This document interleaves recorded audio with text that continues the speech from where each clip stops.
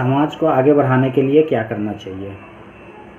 समाज को आगे बढ़ाने के लिए एक दूसरे की टांग खींचने के बजाय एक दूसरे की हाथ खींचना चाहिए, तभी समाज आगे बढ़ सकता है।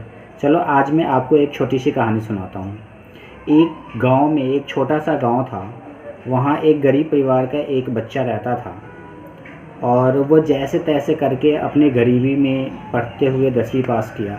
और 10वीं पास करते ही आगे की पढ़ाई करने लायक उसके घर की आर्थिक स्थिति ठीक नहीं थी। वो शहर चला गया जॉब की तलाश में। कई जगह भटकने के बाद कहीं भी उसे जॉब नहीं मिल रही थी। एक दिन उससे अखबार में एक ऐड दिखा कि एक ऑफिस में सहायक असिस्टेंट की जॉब है, जो ऑफिस में एक छोटा मोटा काम कर सके, सहायक क्लर्क की।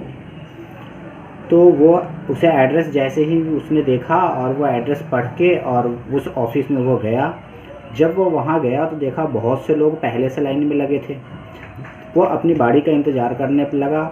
जब इंटरव्यू को उसकी बारी आई, उसे कई सारे सवाल जवाब किए गए। उसने जवाब दिया और लास्ट में उससे पूछा गया कि तुम्हारे पास अपनी मेल आईडी है, अपना मेल आईडी दे दो और आपको रिस्पॉन्स आपके मेल आईडी पे दे दिया जाएगा। तो वो आश्चर्यचकित रहा। उसने सोचा मेल आईडी ये क्या होता है, क्योंकि गांव में अभी भी मेल आईडी बहुत से लोग नहीं जानते कि मेल आईडी क्या होती है। जो छोटे से गाँव हैं जहाँ अभी भी इंटरनेट की सुविधा उतनी तेज़ नहीं है, वहाँ का बच्चा, उसे क्या पता कि ईमेल आईडी क्या होता है। उसने कहा कि ईमेल आईडी ये क्या होता है। तो जो इंटरव्यू ले रहा था उसने कहा तुम्हें ईमेल आईडी पता नहीं है? आज दुनिया इतनी फास्ट चल रही है, इतनी आगे बढ़ी है, इतनी तेज़ दुनिया में तुम्हें ईमेल आईडी का पता नहीं है? बिना ईमेल आईडी का तुम क्या कर पाओगे? तुम तो किसी काम के नहीं हो, तुम तो बेकार हो यार। तुम्हारे तो यहाँ तो कुछ हो ही नहीं सकता। तुम तो गाँव में ही चले जाओ, तो गंवार हो, गाँव में ही रह सकते हो, शहर में तुम्हारे बस की कोई काम नहीं है। यह सुन के उसे काफ़ी दुख हुआ और वो वहाँ से ऑफिस से बाहर निकला। जैसे वो ऑफिस से बाहर निकल के उसने सोचा यार घर जाके भी क्या करूँगा। उसने अपने जेब में देखा तो उसके पास 150 रुपये थे। अब उसने क्या करा, 150 रुपये से जाकर कुछ फल खरीदे। जो फल बेच रहा था वहाँ से 150 रुपये का फल खरीदा और उस फल को वह अच्छी तरह कपड़े से साफ़ करके और एक जगह बैठ के उसे बेचने लगा। और जितने में वो फल खरीदा था उससे कुछ रुपए एक्स्ट्रा में वो बेच रहा था, क्योंकि जो फल बेचने वाला जिससे वो फल खरीदा था उसके फल उतने साफ़ नहीं थे, धूलकण पड़े हुए थे और वो साफ़ नहीं कर रखा था। इसने उसी से फल लेकर उसको साफ़ करके अच्छी तरह पोंछ के और उसे उससे महंगे रेट पे बेचना शुरू करा।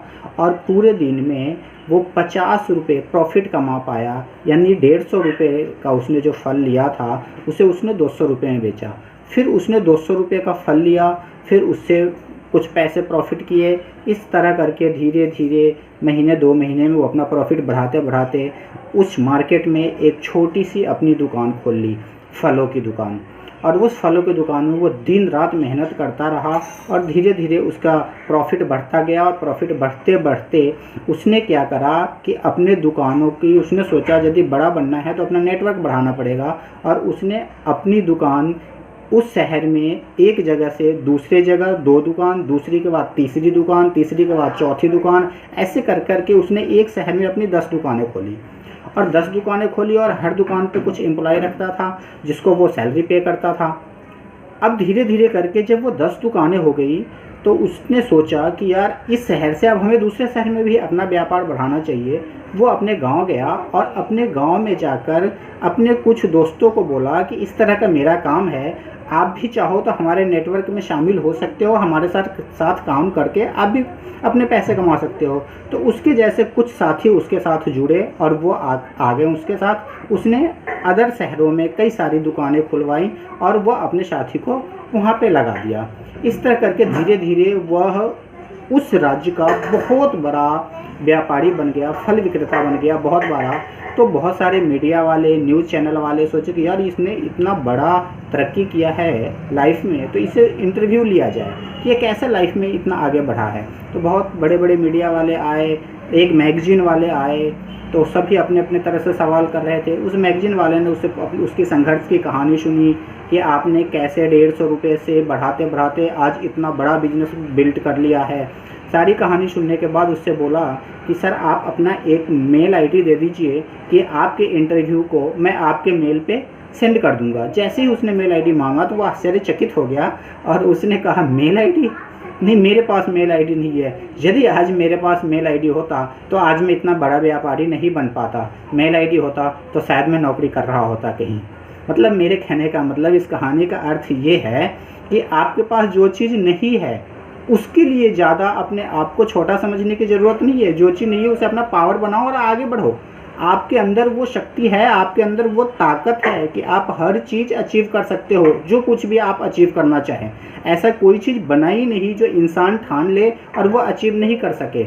यदि आप नेटवर्क मार्केटिंग में हो तो नेटवर्क मार्केटिंग में आप जो टारगेट बनाओगे वो टारगेट को आप अचीव कर सकते हो, बशर्ते कि आपको मेहनत बहुत ज़्यादा करनी पड़ेगी और अपनी कमियों को दूसरे पर ब्लेम करना, दूसरे पर थोपने की ज़रूरत नहीं है। यदि आप दूसरे पर अपनी कमी को थोपोगे, यार हमारा सीनियर साथ नहीं दिया, हमारे साथ ऐसा हो गया, यार मैं तो पढ़ा लिखा नहीं हूँ, मुझे तो बुक्स पढ़ने नहीं आती, मुझे तो सही से प्लान दिखाने नहीं आती।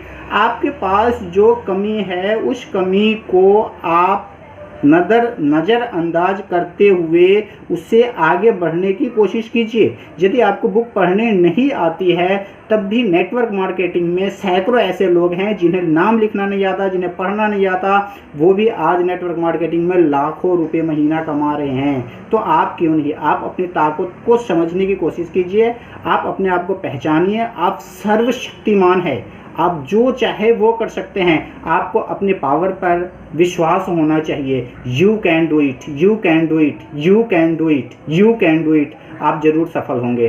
Thank you, thank you, thank you. Wish you wealth, all the best.